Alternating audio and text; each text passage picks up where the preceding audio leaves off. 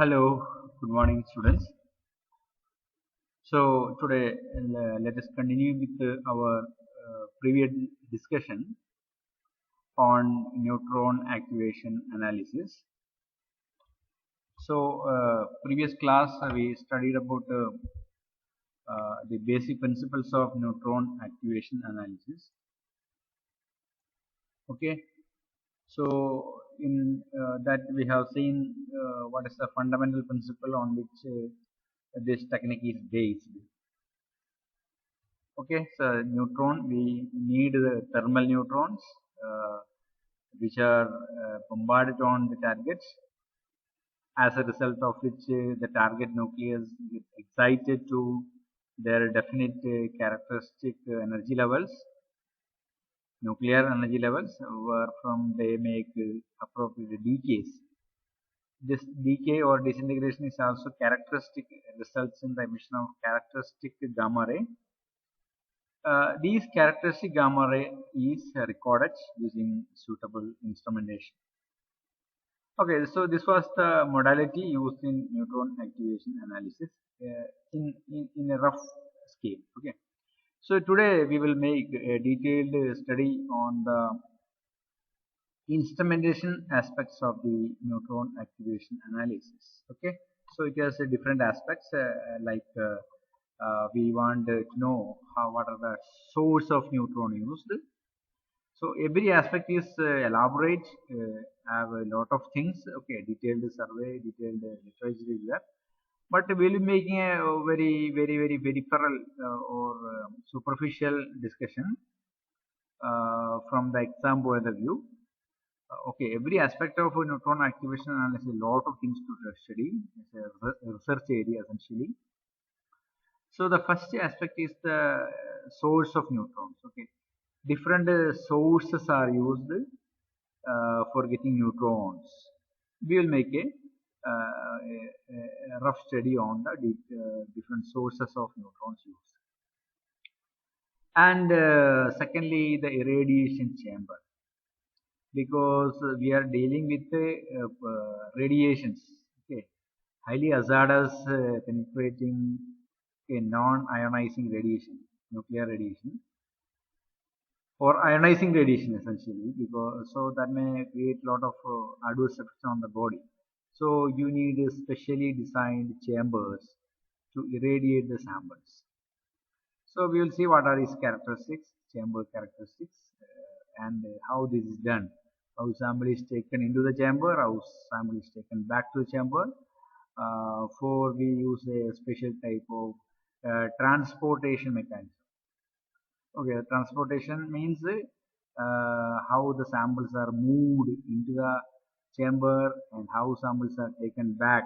You cannot use naked hand or any manual practice. We cannot use because immense radiation is there. So you need a certain robotic system for that. So that's also a point of discussion. And the fourth one, suitable detectors are required. You have a number of nuclear particle detectors. All detectors are not suitable for gamma ray detection. Certain detectors are suitable. What are they and what is the mechanism used in such detectors will be discussed in brief. Okay. And the fifth one is the associated electronic setup for counting. So what is the electronic circuits or devices used for recording or measuring the incident photons, gamma ray photons especially? What is the mechanism? Electronic principles that will be discussed in the fifth aspects. Okay. So starting with the neutron source, primarily in NA technique, neutron howitzer is used. Howitzer means it is a type of gun. Okay. Here, basically, it is a cylindrical chamber. It is filled with paraffin wax, and there is a central hole like this. You can see, and at the center of that hole, a mixture is fixed. A mixture is usually a mixture of americium 241 and beryllium 9. Okay, so it may create some reaction like alpha neutron reaction. Americium emits alpha ray. On imaging alpha ray on the beryllium nuclear, neutrons are emitted. These neutrons can be taken along this tunnel to outside. There are enough number of paraffin bags, it is abundant with hydrogen or proton, you can say. So neutrons are not likely to be penetrating through these paraffin bags. Okay, that's why paraffin is filled in this chamber everywhere. Okay, it's the only way the neutron can come out is through these two. So this is one way of getting neutrons. Another way is getting accelerator based sources. Example is shown here, a proton tritium collision. You can use a proton tritium collision in a Cockcroft Walton accelerator, which leads to neutron emission. That is another method to get neutrons. We have a third source, that is a photo-neutron reaction, in which what is done, you use sufficiently energetic gamma photon, which is allowed to impinge on beryllium nuclei, upon which we get the neutron plus some alpha rays. Okay, helium nuclei. So this is another way to get a neutron. So all the neutrons that you are getting of may be of arbitrary energy, but we need thermal neutrons. So what we have to do, we have to pass it through certain moderating materials. When the neutrons pass through certain moderating material, their energy get reduced, they get moderated, and their energy reaches the value of the thermal neutrons that we know around 0.025 electron volt. So moderators are used to achieve that. Or you can use a graphite block in which again carbons are there, neutrons get undergoes successive collision, as a result of which neutrons energy reduces and reaches thermal energy. So these are the two methods to moderate the neutron energy. Some more few more points on howitzer is given here. Neutron howitzer is a neutron source which emits neutron in a single direction. Okay, it can be any direction you can fix. Source is here, and certain alpha emitters like americium, plutonium is powdered and mixed up with beryllium to ensure a alpha neutron reaction. So when they are strongly powdered and made in the form of pellets, it is called pellets. Okay, so from this pellet is a source of neutron. It is kept at the center, and the neutron can emit through any of the holes. You can even keep the target inside this tunnel. Okay, so they will get suitably exposed to the sample. These are some of the pellets. Okay, you can have a plutonium beryllium pellet, or a americium beryllium pellet, or a americium lithium pellet. So after pelletization, it is kept at the center. So they emit sufficient amount of neutron flux of sufficient energy. So now comes the irradiation chamber part. Okay, so chamber is usually made up of highly dense concrete with steel coverage, so that neutron don't come out, they don't get the other materials don't get exposed. And samples are usually moved with what is called a pneumatic rabbit system. So an example of pneumatic system is shown here. The concrete piler, usually based on a hydraulic system. Okay, sample can be suddenly moved to and fro. So suppose this is a radiation chamber. The sample through there will be some tunnel in which some hydraulic system will be there, and sample will be pushed into the radiation chamber, and after sufficient exposure, this is pulled back. So such a hydraulic systems are called a pneumatic rabbit system. Okay, so such a rabbit system can carry the samples to and fro very fast. So it is safe method. It's a safe method. Uh, so samples sent through the entry point is sealed in a mini canister. Okay, you can use canisters as shown in the photograph. In canisters, the samples are sealed and brought to the chamber.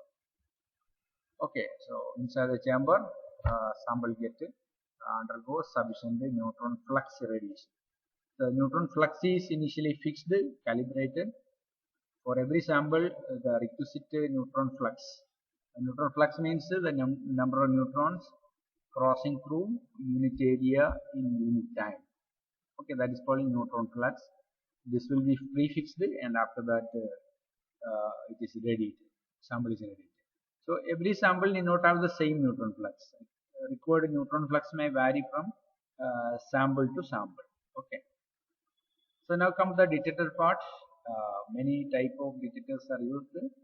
You can use semiconductor type of detectors. You can use scintillation type of detectors. Both are used. That depends on which one is used, depends on the requirement. Suppose you are concerned with resolution, then you may use a high purity germanium detector. We call it HPG. Okay, high purity germanium. So purity is so high to improve the sensitivity of the recorder. Okay, that is why high purity germanium preferred.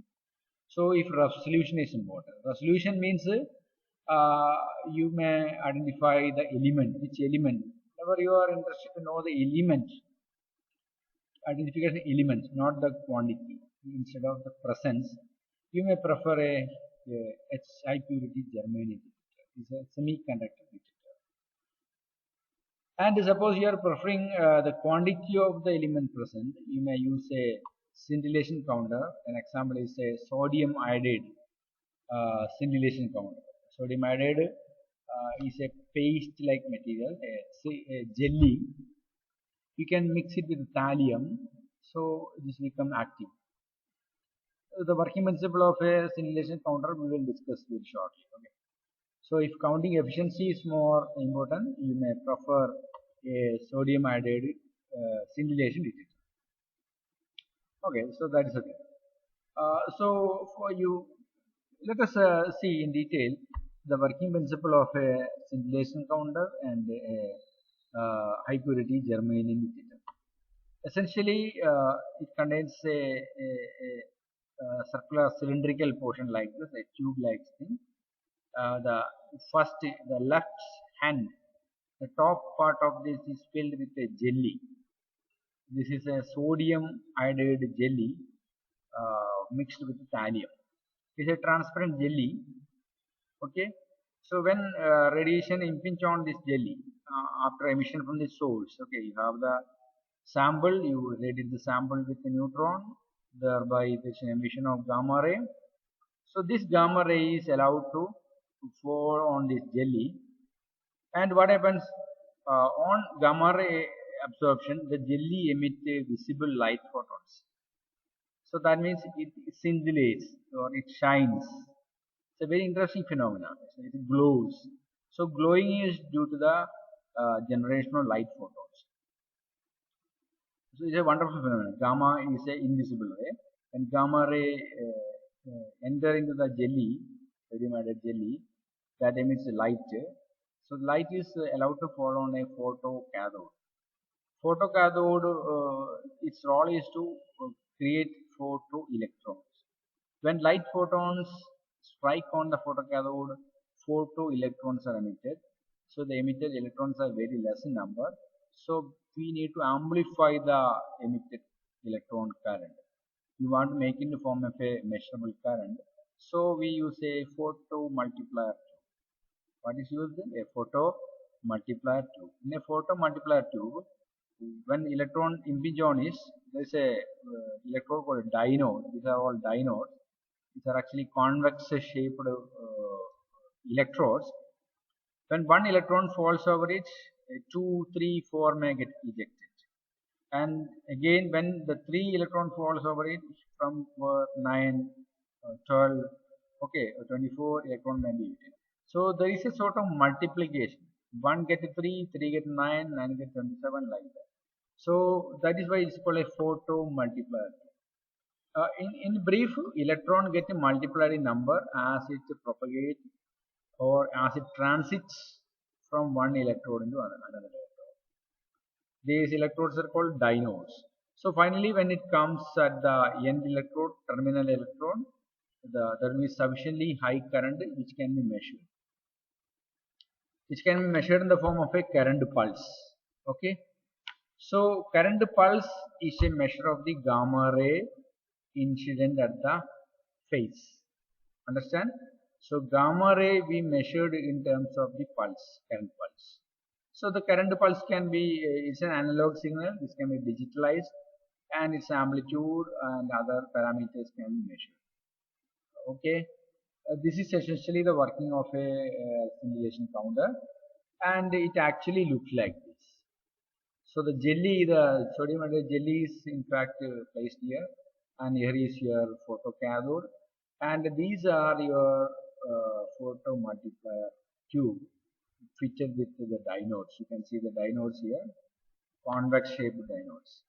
So this is how the electrons are getting multiplied. So it is a opened view of a photo multiplier tube, and the output signal you feed into suitable electronic circuits.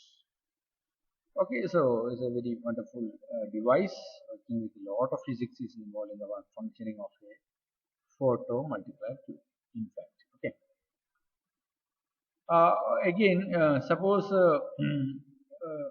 so scintillation counter is an instrument used for detecting and measuring the ionizing radiation.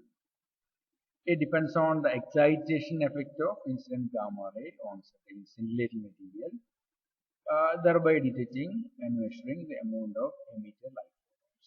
Okay, so gamma ray is emitting on the material sodium iodide, and thereby scintillation happens, and gamma visible photon emission takes place. That is what we are measuring. And photosensitive, okay, photo multiplier tube converts the light photon to an electrical pulses, and the electronic circuit processes the signal. That is how we measure. And scintillator consists of transparent crystal, usually of certain organic origin, or sodium iodide or potassium iodide jelly mixed with thallium. Thallium is used to excite the emission. Okay, so in order to activate the sodium iodide, we need thallium, and only you get a suitable visible photon emission. And the spectrometer consists of electronic circuit for measuring the height of the electric pulse produced by the photomultiplier. You want to measure the pulse height. Okay, so pulse height is a measure of the what kind of photons actually emit. Once you know the type of photons emitted, gamma ray photon, okay, gamma ray photon, so you get an idea about the energy of the gamma ray. Once you understand the energy of the gamma ray, you can understand the type of nucleus from which it emitted, because energy of the gamma ray or frequency of gamma ray is a fingerprint of the analyzed sample. Fingerprint in the sense that every gamma ray, every nucleus has their own unique gamma ray emission. No two different elements can have identical gamma ray emission. Every element or every nucleus of different elements emit a unique gamma ray frequencies. So that is why we call it fingerprint or signature, like that. Okay, so once we get the energy of that photon, gamma ray photon, you can say what sort of element is present in the given sample. So that is the physics of this. The height of the pulse indicates the quantity, and the position of the pulse indicate the energy of the photon. These are the two important things. Okay, and when you come to the semiconductor detector, high purity germanium detector, usually a crystal, it is maintained in a very cryogenic liquid, usually nitrogen, hydrogen, like that, in order to avoid the free minority charge carriers, in order to avoid the intrinsic current formation, okay, thermally excited current formation, so that virtually there is no current when no radiation is there. Okay, it is applied with a sufficiently high voltage, high potential initially. Since there is no free electrons, no current is there. But the moment gamma ray photons enter into the crystal, what happens? Enough charge pair formation takes place. Hole electron pair formation takes place. So what happens? There will be a current in the outer circuits. Just like when you have a gas tube and you apply some voltage, just like in a Geiger counter, You know, when there is no photons entering, there is no current in the outer particle. Similarly, here in crystal, here in germanium crystal, when there is no gamma ray emission, gamma ray incidence, no current will be there in the outside. The moment gamma ray falls, ion Hall electron formation takes place. So a current is measured. Okay. Since the ionization energy of germanium is very low compared to typical gases, the efficiency of ion generation is much higher. Okay. Compared to gas tubes or gas detectors, the efficiency of semiconductor detectors are very high because of this readily ionization, faster ionization compared to gases. Okay. So this is a setup actually. This is a cryogenic setup. In fact, your sample, your germanium crystal will be kept here, and sufficient amount of cryogenic liquid will be circulating, so that temperature is always at a cryogenic levels. So this way you can avoid what is called avoid unwanted noise signals, and radiation may be coming through this pipe into the chamber. Gamma radiation may be coming through this pipe. So, sorry. So, semiconductor detectors have several advantages. Excellent charge transport, high mobility, low leakage current, another thing because of the low temperature. Efficient production of electron Hall pairs on radiation, and a fast response, very fast response will be there in form of a signal, and it is comparatively low cost. So this is a typical arrangement. You can see the cryogenic liquid kept here. Here is the high purity germanium detector kept here. The chamber, irradiation chamber. It's a small handy neutron activation setup. You can see the concrete rigid walls, steel walls and all. You can shut the door after keeping the sample here. This is a miniature form of neutron activation technique. In bigger ones, we need irradiation chamber, which will be usually separated from the measuring table, and the spectrum of neutron activation analysis from spectra you will get here. You can measure the pulse position and as well as the pulse height. Pulse position and pulse height will give you a lot of information about the sample composition. And they come to the electronic circuit part. Signal from the detector is fed into a signal processing unit, which consists of a pre-amplifier, main amplifier, and a multi-channel. Pre-amplifier is basically used for impedance matching with the detector device. Main amplifier will make a sufficient amplification of the small light pulses, the small electronic pulses. Small pulses may not be measurable, so we need amplification. Then multi-channel analyzer is required to sort out pulses of different height and different energy. Okay, there may be different gamma ray emission of varying energy.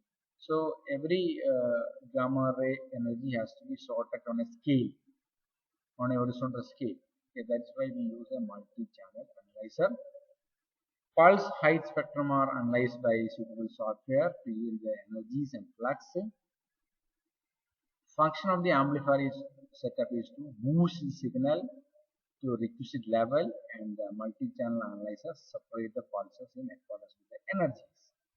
Okay, these are the functions we already discussed, and this is a typical NA spectrum. You can see in a single read, in a single shot, the device, the machine could read the presence of different elements: manganese, magnesium, sodium, okay, aluminum, vanadium, potassium, like that. It goes on. So different positions are allocated on a graph, on a calibrated graph. So position will indicate the type of sample, and height can give you the measure of the amount of the substance. Okay. So this is how a typical NAA spectrum looks like.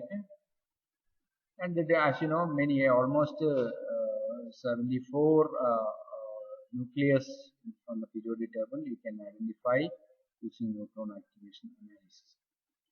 So as far as you come to the theory part, activation, it was some numerical or computational part where we will use the basic fundamentals of nuclear disintegration equations. Let's see one by one. When you have a sample, okay, when a sample of single species, imagine that your sample is a single species. Suppose sodium alone, or magnesium alone, and that sample is irradiated with a flux of phi. Okay, then the moment you irradiate the sample with flux, neutron flux, what happens? Radioactive nuclei will be formed. At any time instant, suppose the number of radioactive nuclei be n star. Okay, n star be the number of radioactive nuclei formed at any time instant. Okay, so then you can write the rate of formation of radioactive nuclei, dn star by dt, is called a formation. That will be equal to this is the non-active nuclei sample, okay, inert nuclei multiplied by neutron flux into, this is called the cross section, absorption cross section, sigma. So dn star by dt is rate of formation is equal to number of original nucleus in the targets multiplied by neutron flux into absorption cross section. Okay, sigma is called absorption cross section. So n star we define, n we define stable nuclei, n star is number of radioactive nuclei, and phi is the neutron flux measured in number of neutrons per centimeters per second, and sigma is neutron capture cross section in the unit of centimeters per target. So these are all known.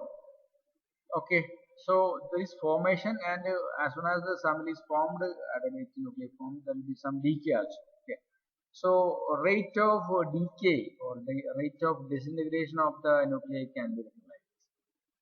We know, because of disintegration formula we are well familiar. So decay is always given with a minus sign, either on the left hand side or on the right hand side. So we have minus dn star by dt is equal to lambda n star. So lambda is called decay constant. We are well very familiar. The rate of disintegration is proportional to what the amount of radioactive nuclei present in the sample. So that is what is used here. Okay, and see now.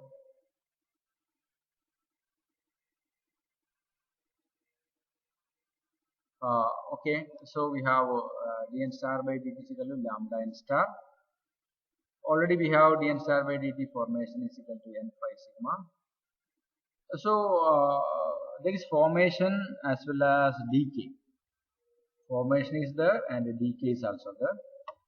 So how to do? So what is the effective rate of formation? Effective rate of formation can be found by subtracting lambda n star from n phi sigma. Okay, so n phi sigma minus lambda n star. So that's a net formation. Net formation.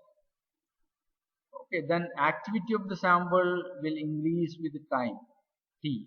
Okay, so activity you can write as lambda multiplied by total number of radioactive nuclei present at the time instant t. Okay, so a of t is equal to lambda n star. Okay, so that is a well-known equation. So you can write now you have formation, effective number of radioactive nuclei formation is equal to n phi sigma minus lambda n star.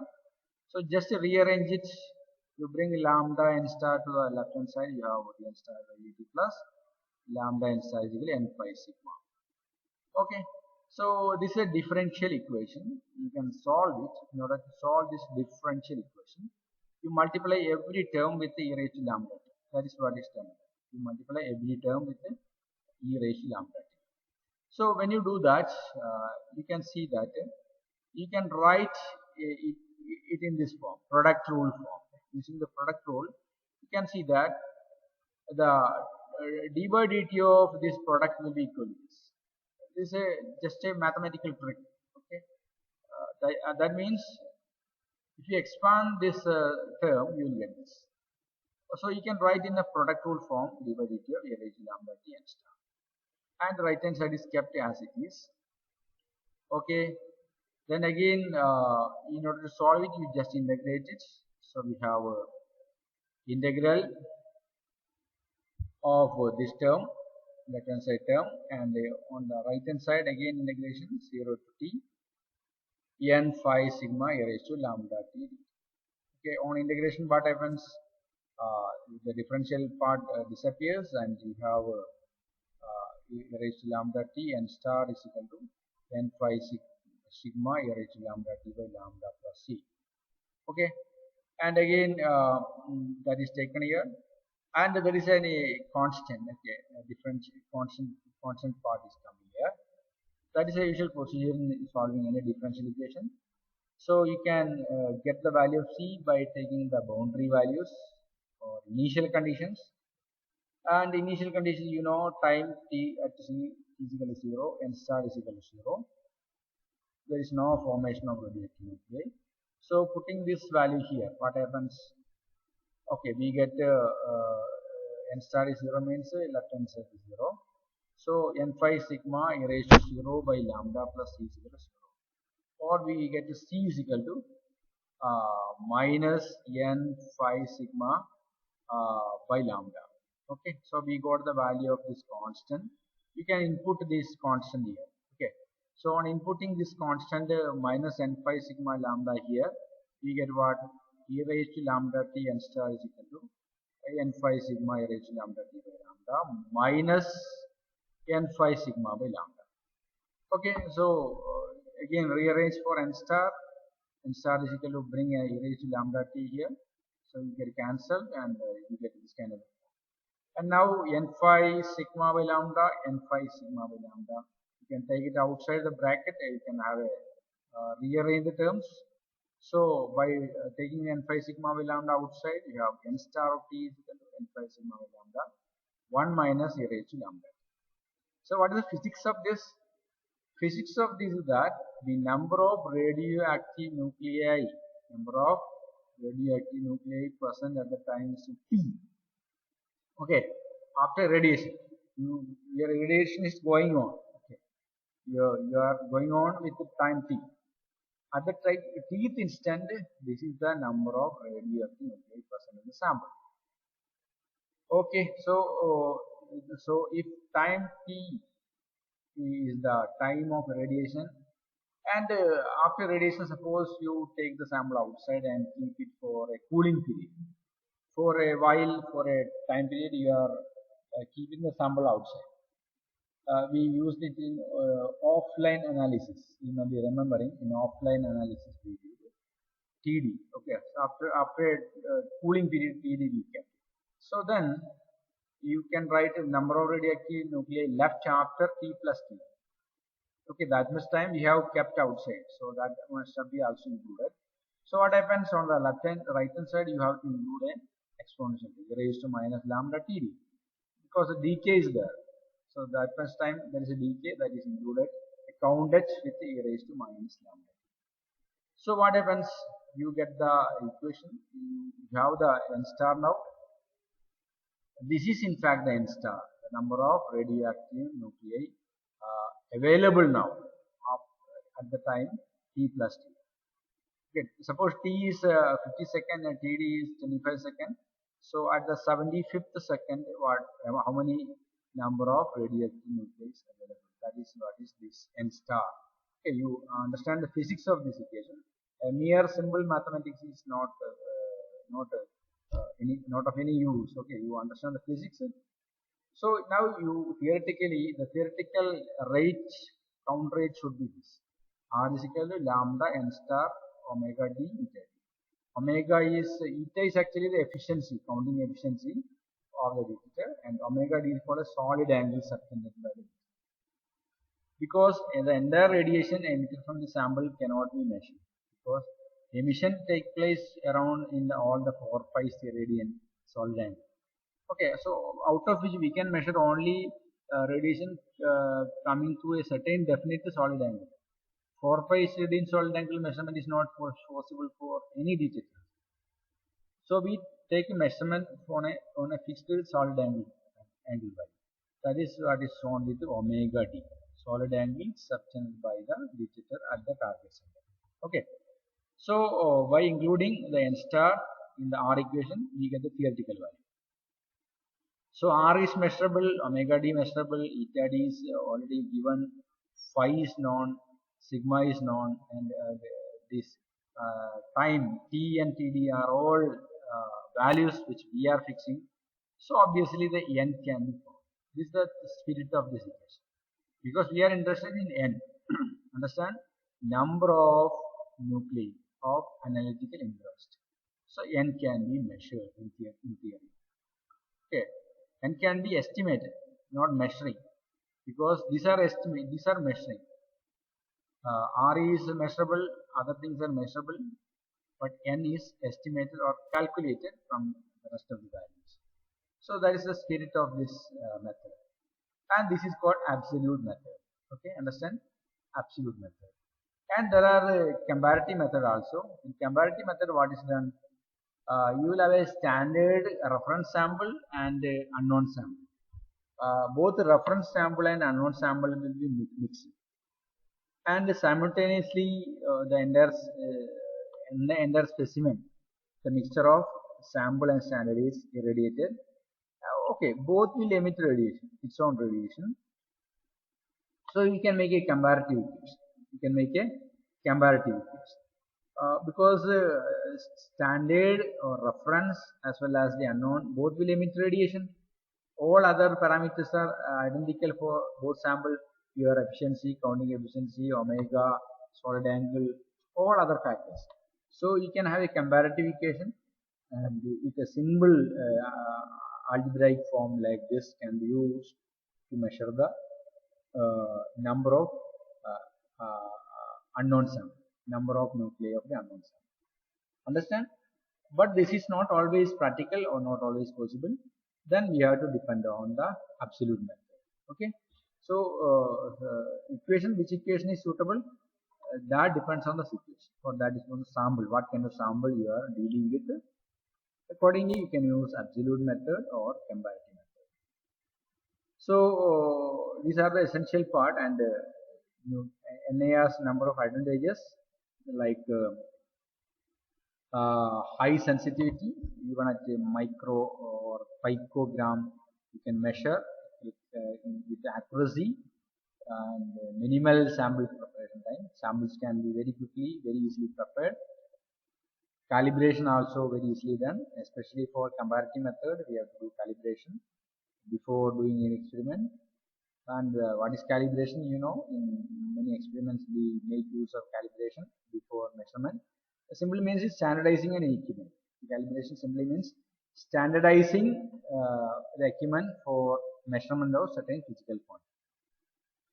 And this is mostly non-destructive. Okay, sample does not undergo any the destructive process, so you can use the sample for later applications, later reference. And the method find application in hard objects, coins, forensic sample, archaeological mineral samples. Okay, lot many samples are identified, studied using this technique, potentially applicable for the analysis of around 74 elements. Okay, and its values, its data, and its observations are acceptable for the court of justice. In many countries, criminal offences and the crime agencies depend on the verdict of neutron activation analysis. Report from NIA is taken valid. Okay, that's another important aspect. And other applications include routinely used for online trace elemental and studies of petroleum and coal samples. Okay, especially in refineries and in thermal power plants, there is a continuous supply of petrol products and petroleum and other coal. Online analysis can be done simultaneously to identify the presence of various toxic elements. Okay, sulfur, to assess the abundance of different elements in the samples where they find applications in customs, in airports. Neutron actuation analysis used for identifying the drug samples. Okay, it's very easy. Just pass the loaded container through the radiation chamber.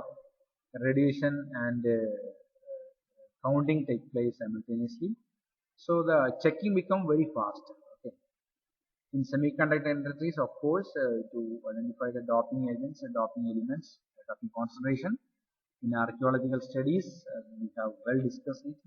Automatic inspection of loaded containers, that's what I told you.